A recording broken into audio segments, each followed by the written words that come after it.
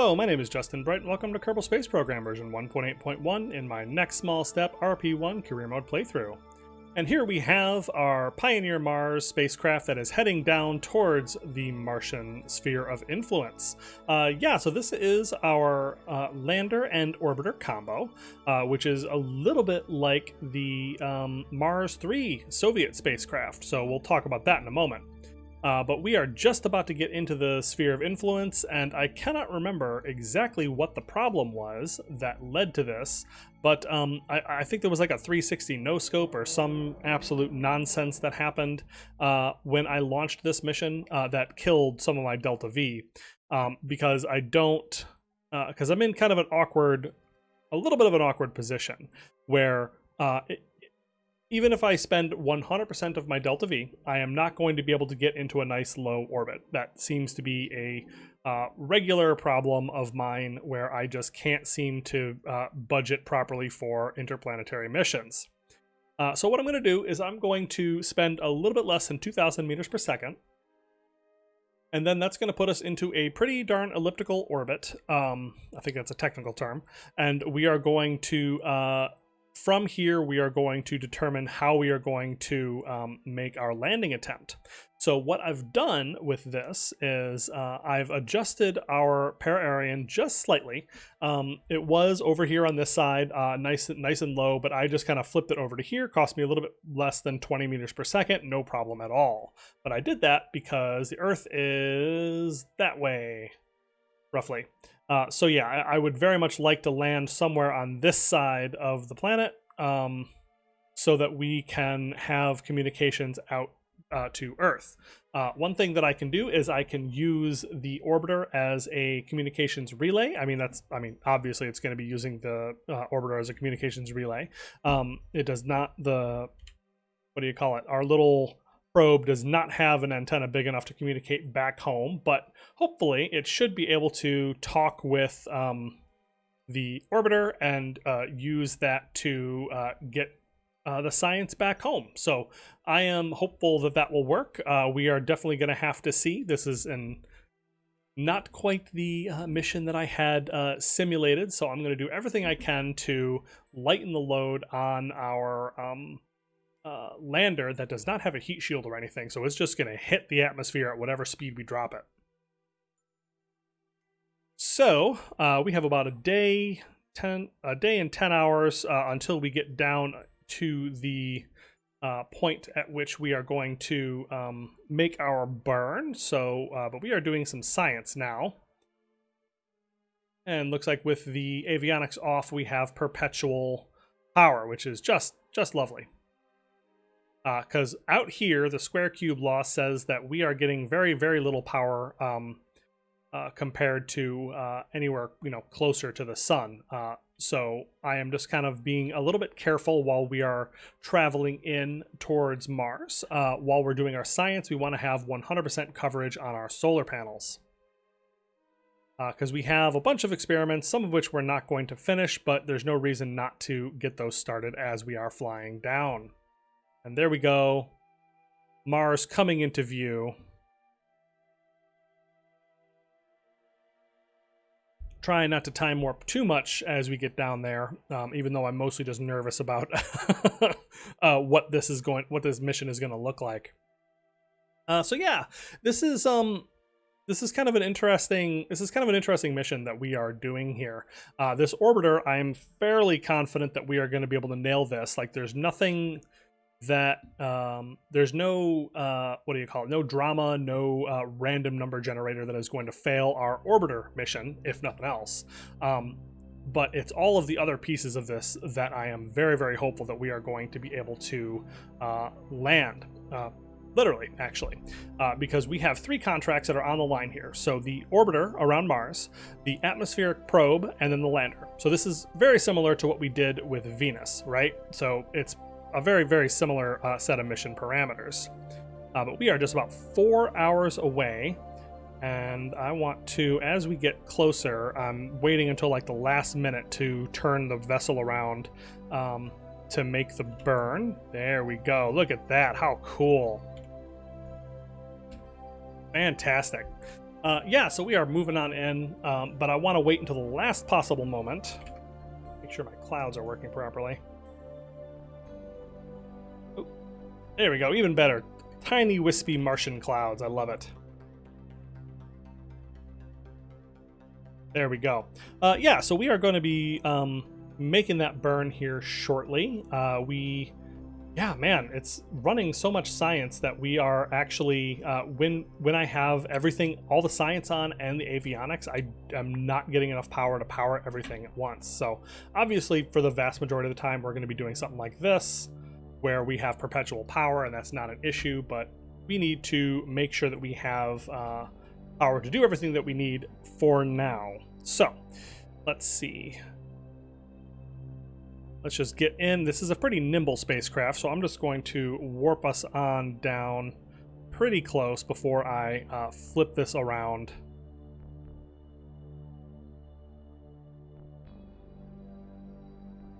And Mars is so cool. Absolutely excellent. You can see one of the Mons. I'm not sure if that's Olympus Mons or... I feel like if it was Olympus Mons, I would know it. Like, it's just this massive atmosphere crossing feature. But yeah, like, look at the detail work on Mars that the mod authors have done. Like, it's just unbelievably good. Just so fantastic. That's like, I know I say this every time, but that's just what makes this so rewarding for me to go do, to go explore, because I get to see such really amazing, cool sights. All right, so we are actually in space low as we get down here, but we have enough battery power, so I am going to now flip open our maneuver planner and execute this node. It is time for us to capture into our orbit around Mars, which of course requires us to point away from the sun, which gives us only about 11 hours of coverage, which is actually not so bad. Like, I feel like I was a little bit nervous about that not for nothing, but as if I had flipped around like all the way out at the edge of the sphere of influence, we would be dead. But yeah, I did pack on a decent amount of extra battery power on this thing, which is great. Just perfect. All right, so we are just about getting into our attitude for capture into a elliptical orbit around Mars. Fabulous. There we go. So yeah, I'll talk a little bit about the Mars 3 space probe that the Soviet program, the Soviet space program launched to explore Mars. It was one of a series of orbiters and landers that honestly looks very similar to the design that I have here. So based on this picture, which is obviously just an artist's depiction and not the real thing, it looks like it has kind of a similar design where it has this main bus of the spacecraft. It's got solar panels sticking off the side, a big dish pointed in one direction, and then it looks like a heat-shielded probe up on top, which is obviously a little bit different than mine, but it has kind of a lot of the same design features, right? All right, this is like a 5-minute burn, so let's hustle. So yeah, this was intended to do exactly what I'm doing here, where it was going to orbit. The orbiter was going to orbit Mars and do some mapping, studying the topography and the atmosphere, soil composition, and so forth. And the lander was going to use its television cameras and mass spectrometer to study the atmospheric composition, temperature, pressure, all that sort of stuff, as it studied the Martian surface. I'm not sure. Was this the one? Yeah, the Mars 3 also had a little. I think it had a little rover. It was like this goofy little rover that had like little feet that it would like you've seen those toys, right? Like when you were little, like those little wind-up toys that had the little feet that kind of like move around in lockstep and kind of like are just like blocky little things. Yeah, so it basically had those, and I think that it actually was just this tiny little 4.5 kilogram rover that was able to move around, and I'm pretty sure it was attached by umbilical to the lander, but still a tiny little rover. Freaking hell, that was so cool. But anyways, now we are here. We are in orbit we have captured around Mars. Fantastic. So part 1 of our mission has succeeded. Let's take a look at the contract. We are checking for stable orbit. And there we go. Stable orbit confirmed. Finally completing contracts again. We can continue to gather data from the new satellite, 540,000 funds, which is going to put us well on our way to being able to afford the astronaut complex, which is the big sticking point that I have. Like, I'd be spending a lot more money right now if I didn't have that just like looming over me. So yeah, there we go. This looks pretty darn good. So from here, we can now figure out what we're going to do as far as getting our lander into a place where it can successfully land, because we are just about at our perihelion right now, and we are going 4,600 meters per second. That is not nothing, even around Mars. Mars barely has atmosphere. It does have enough to slow us down, and I just need to figure out what the correct altitude is that we want to enter into the Martian atmosphere that will allow the solar panels to act as aero brakes and not to just snap off and disintegrate. So, no pressure. So we have it looks like we have a orbital period of upwards of 3 days, which is it's fine. Like that doesn't actually bother me, but I do need to make sure that we actually have time to do our mission. So we have 21 days until I need to deal with Mars, Pioneer Venus, and then we will be rolling out the Gemini lunar mission, orbital mission, in another 4 days. So we will be dealing with that. But that does give us at least one pass uninterrupted that we can use to, try this out and see what we can do. So yeah, but pointing us at the sun now and just doing as much science as we possibly can. It looks like we are actually doing a lot of good science and sending that home. So we're up upwards of 70 science and getting more and more all the time. Temperature scan finished. I think that's what we were just seeing. So yeah, we've got a lot of good science that we are doing, and we have a 3-day orbital period, which, like I said, is not super awesome, but I'm very hopeful that this is still going to work out. So what I think we're going to do is let's just scoot on up and see Phobos and Deimos dancing about. But we are moving up to the top of our orbit, where we are going to have the most leverage to manipulate our perihelion. And the question that I have is, how did I design this darn thing? Because I think this is just a science core. So I am going to need to hold on to this until the last minute so that we can orient it properly. But if I were to do something like this and change...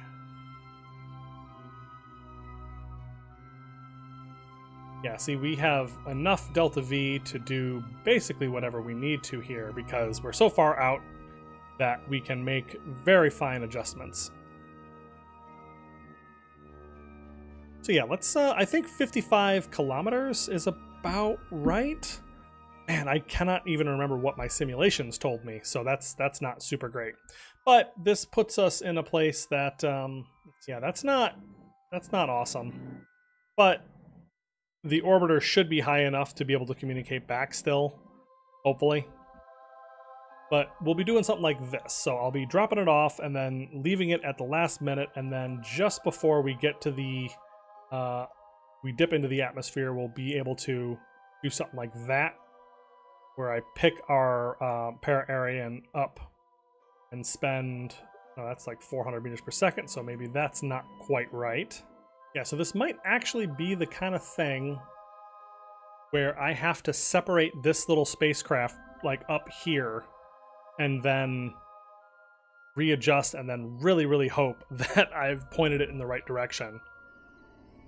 So just using RCS to finish this. So we are just putting it down to about 55 kilometers of a perihelion. And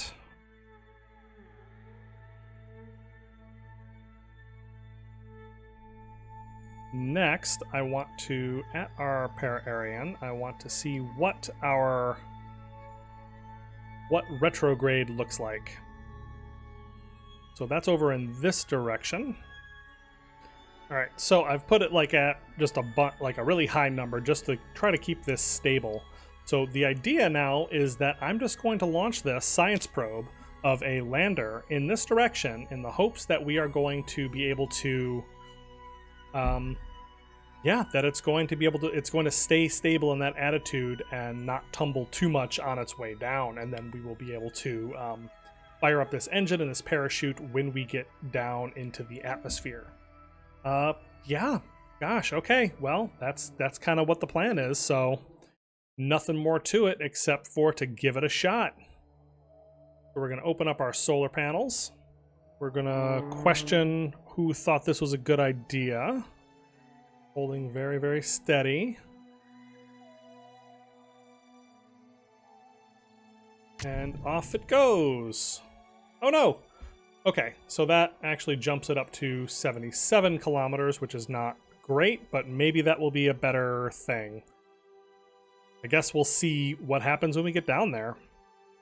But for our main spacecraft, we are going to want to rotate and give ourselves a nice high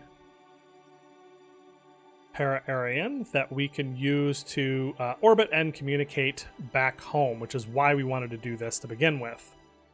So the atmosphere is at 125 kilometers. That's where the top of it is. So we need to be above that, obviously, but I think what would be best is if we could do something like, I wanted to see what science low would be, space low. Okay, space low is 3,000 kilometers, so we have plenty of room. So somewhere in between here and there would be lovely. So now that our little lander is pretty far away, I'm going to just goose the throttle in that direction just a touch. And you can see how much impact that had because we are going so incredibly slowly this far up. And I'm just going to give us like a 600 kilometer para-Aryan, and that is going to be good for now. So that is going to be it for this spacecraft. Now it is just going to be used as a, what do you call it? It is just going to be the relay satellite that is going to be dealing with communications for our lander. And it is going to be doing all the science it possibly can while it's up here. So let's just go ahead and double check on that. Looking pretty darn good. And we'll just set up our automation to make sure that that is fine and take this one off the roster as far as things that we are watching or getting notifications on anyways. So I'm going to call this the Pioneer Mars 1 Orbiter. There we go. And that is that for this one. Now it's just, we need to see the Pioneer Mars 1 lander through to the end of its mission. And it looks like it's already rotated dramatically, so that's great.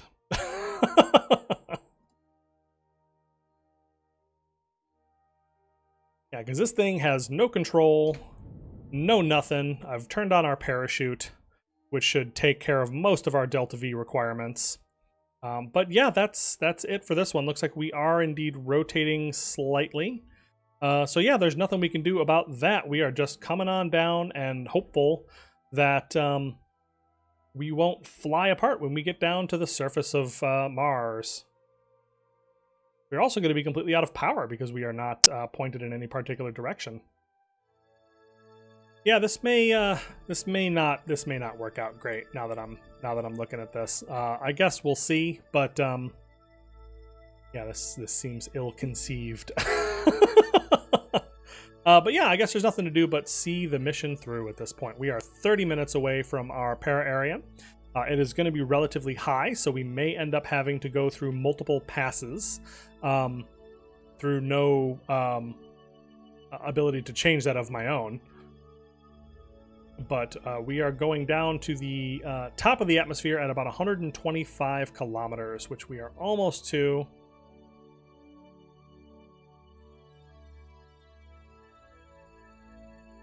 And it is indeed on the night side, so very sorry about that. All right.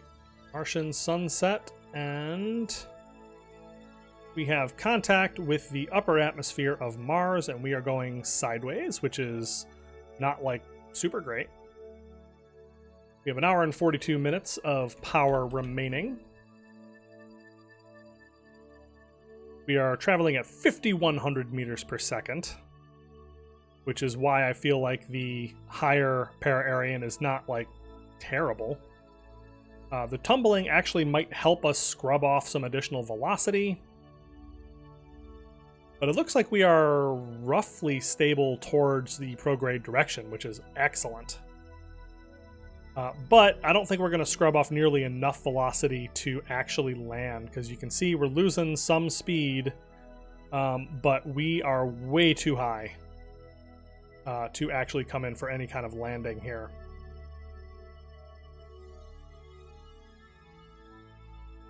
But we do have full solar panel coverage right now, which is lovely.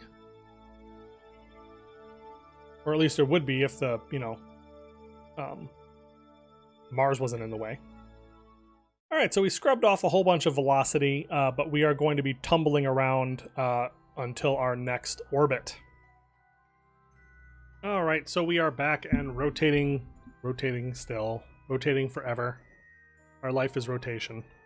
And we are coming back down to another para-Aryan, where we will, I don't know, hopefully this will work out.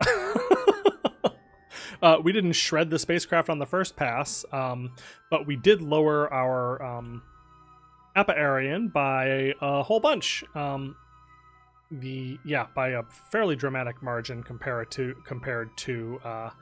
where we started. So hopefully we'll do another one this time, and it'll be safe and nothing will fail dramatically or anything.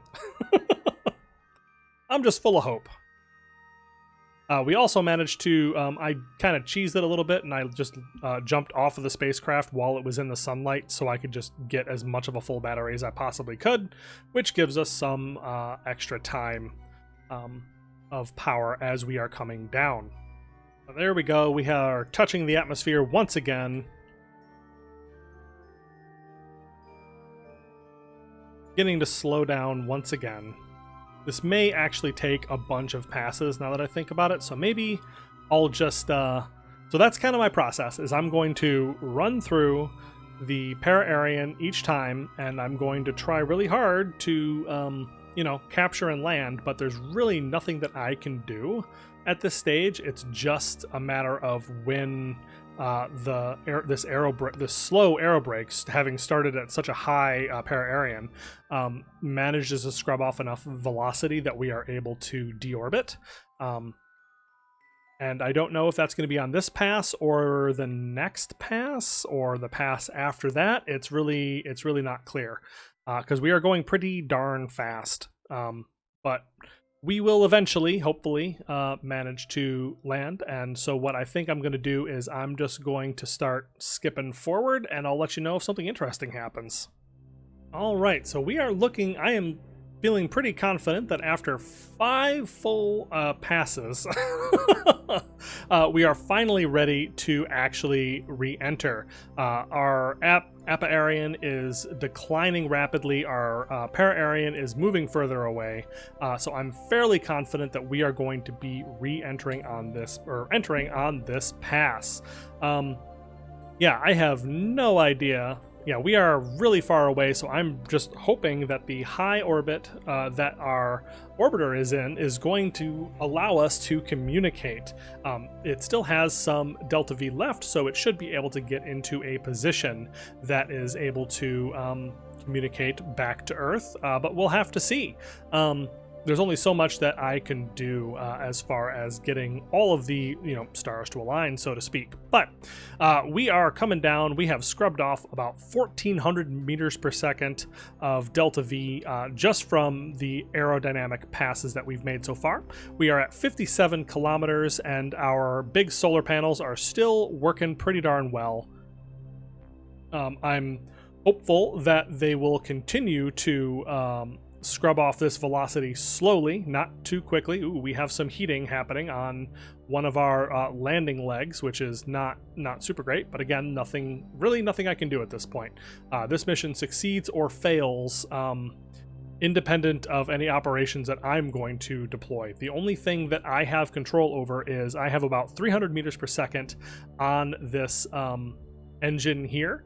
Man, that would actually be a real bummer. I did not expect these procedural structures to heat up. That's definitely not something that has happened on any of my tests so far.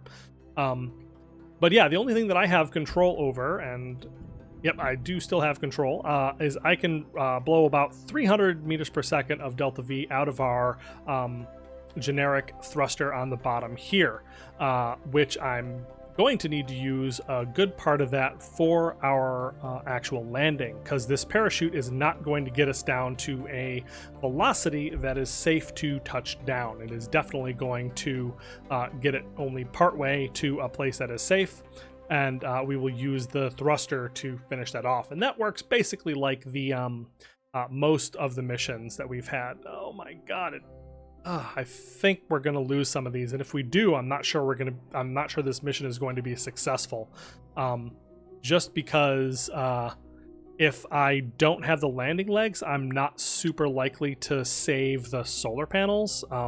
Because if this thing needs to like land and balance on this engine bell, I'm not sure how likely that is, and it'll probably fall over, and it'll probably not be pointing these solar panels at the sun, or it may just like snap off one or more of them. So yeah, that may actually end this mission also. Lots of different failure modes we have here, but we are scrubbing off velocities, and oh wow, okay, there we go. Solar panels broke off by aerodynamic forces. Yeah, so that doesn't work like it did on my tests, which is pretty darn unfortunate. So we have just 5 hours of battery left, which means that this is a complete failure. But yeah, and of course, it was right at that point that we finally cross into a point where the heating is going off, the aerodynamic stresses are coming back down, and things would have been safe. So it was just on the edge of not actually able to survive, but it was indeed not able to survive. But we did get atmospheric probe, which is very nice. I somehow managed to get the science for that. So I will get that, and I will probably not get lander, just like I didn't really get, just like I'm still trying to get the lander mission for Venus. This is probably going to stymie me for a long time, but this particular design looks like it is not going to quite work. I did test this in simulations a few times, but obviously it just didn't work. The way in my simulations did not reflect the reality of this particular mission profile, which is unfortunate, but again, so it goes sometimes. Science is hard. But everything else seems to be working properly except for the re-entry profile, and the sad thing is that the batteries are now going to be what causes this mission to fail. Although I don't have... Everything seems to be stopped. I want to make sure it stays stopped. Much as I'd like to do science, I need this to survive until there is a possible... Oop, hold on, I need to be 100 meters up. Fire the engine. Oh no, it's not balanced. I don't know why I thought this would help. Oh, that was really stupid of me. Alright, I am not sure what in the world possessed me to fire my engines like that on the lander, which caused that to go from a possible failure to an absolute catastrophic failure where my lander exploded. Well, I guess I panicked, which happens, you know. I sometimes manage to do the right thing and make things look like I know what I'm talking about, but a lot of times I really don't. And that was a very new thing. But we have learned a lot about the Martian atmosphere. So I think what I'm going to do now is I'm going to send a dedicated lander. I think what I can do is I can tune it to communicate with the the orbiter that we already have and just send like a pure dedicated lander with a heat shield and everything tucked up behind what do you call it? Tucked up on the heat shield and then folding out solar panels and all of the science and that whole thing. And I think that is what I'm going to do to try to complete the Mars lander mission. I do have another uncrewed probe into orbit around Mars mission, which I could do pretty easily actually for a yeah. So with this one, I think I could just get whatever probe into orbit around Mars and then have it descend and grab that lander contract. But let's see how long it is and that I have on that. 1,200 days. Wowzers. Okay, that feels a lot better than it used to be. They must have altered the contract expiration times since the last time that I did this, because that feels way more generous than every other time that I've done one of these. Gosh, that's great, actually. The only one that's not like super generous like that is my Venus landing, which I still have 25 days for. But we do have that coming up any minute now, so that'll be fine. Yeah, so I think that's I feel like that's my plan. That's probably a fine one. I mean, I'm not that worried about it. If we have that much time, let's go look at the uncrewed orbit, Mars orbit. 1,400 days. Yeah, that's no problem. I can accept that right now. Get a little extra money. Boop. There we go. We're at 4 million, which is great. Let's see. No more atmospheric probe contracts. We do still have all of these landing contracts because I like to live dangerously, I suppose. But while we're in here accepting contracts, we have one more that we can accept. If we look at our lunar exploration, we have the first human moon landing, which I'm definitely not quite ready for. Even if I could probably get within this deadline, I'm not sure that I'm ready to accept that just because I need, there's other contracts I need to accept. Although I could probably accept this and then... No, I don't have the tech yet, and soon, very, very soon, I'm going to take that one. There's another lunar landing and sample return. I could do that one pretty easily, but once again, too many contracts, too little time. We got flybys. I think the next thing I want to do is take this next space station contract, because we do have space station parts, and this gives me a really nice, sizable advance that is going to be what I need to basically unlock the darn parts, because they are not cheap. So yeah, space station, we are on our way to that. I am super excited about putting a space station into low Earth orbit and then taking those learnings with us to lunar and then Martian space stations, hopefully, maybe, perhaps someday. So yeah, now we have 6 million funds. So finally, let's get this particular thing off of my back. So this gives us 50% shorter training times, R&R time, so the breaks in between missions, but most importantly, can place flags. So we need that to actually complete our major objectives. So let's finally get that upgrade scheduled. Phew. Okay, so that's good. We've needed that. That has been a blocker of my funds for a really long time. So let's take a look at what else we got here. We got 4 million funds for our next R&D, but I'm not worried about that. What about our next pad upgrade? Get a 1,500 ton pad for 1 million funds, which is actually not a bad idea, because we are going to need some big stuff, especially with the advent of space station launches. This has been actually troubling me. I would like to have a couple more of these, so let's go ahead and get that facility upgrade. And yeah, let's get the 1,500 ton pad. I could spend 2 million and just get an unlimited pad, though. Not sure if there's any real benefit to doing a 1,500 ton pad or an unlimited pad. Let's just keep moving up the tree slowly. So I'm going to do... Actually, before I even do that, I wanted to take a look at the space station parts and see how expensive this is going to be. So I would love... the space station contract wants you to hold 3 people, I think. You need to have room for 3 people but have 2 on board for like 30 days or something like that. So we're going to want to have basically all of these parts to be as configurable as possible. So what I'm going to do... Ooh, science. Science, you say? Well, we're definitely going to want that. So that's going to be 220,000. And I'm hoping that that actually reduces the cost of some of the other stuff. Oh yeah, that basically made that shared cost with the service module parts, which is great. There we go. And now the crew cabin. We're going to get this one here. That is going to make the other one cheap as well. So there we go. Now we have space station parts that we can start building with, which is very, very exciting. I could start working on Apollo, but that is still another million funds.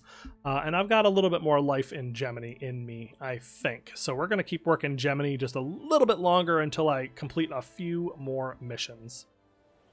But I do think we need that 1,500-ton launch pad, and we're going to call that Complex 1,500, as I do. There we go. Okay, so infrastructure is building. We have Astronaut Complex under construction, mission control to allow me to really over-leverage myself on contracts, which is just lovely, and then a 1,500-ton launch pad is all coming up. So that's fantastic, and that's going to allow us to really lay the groundwork for our lunar exploration missions. That's basically everything that we need to get to the moon, although I'm not 100% sure a 1,500-ton launch vehicle is going to be enough to have a crewed lunar landing and return. I'm not actually sure if that's going to be enough or if we're going to need the unlimited pad. I do want to have an unlimited pad soon, but I feel like that's a decent enough stepping stone to get us started. A 1,500-ton pad, if nothing else, will allow us to do like a Earth orbit rendezvous and a lunar orbit rendezvous, like those sorts of things, which might be a way to get there without having a massive Saturn V all-in-one launch. But we'll see how that goes. But I think that is where we are going to have to leave it for today. I guess small programming note, things have been a bit busy for me lately, which is why the videos have kind of crept back down towards the half-hour mark. I'll keep trying on pushing these out because I really want to get through this with you guys, and I've been having a great time with it. So we want to make sure that we are still continuing our space program, so shorter episodes is better than no episodes. But if you enjoyed this one, please let me know what you think down in the comments below. Like and subscribe and all that, and I will see you next time.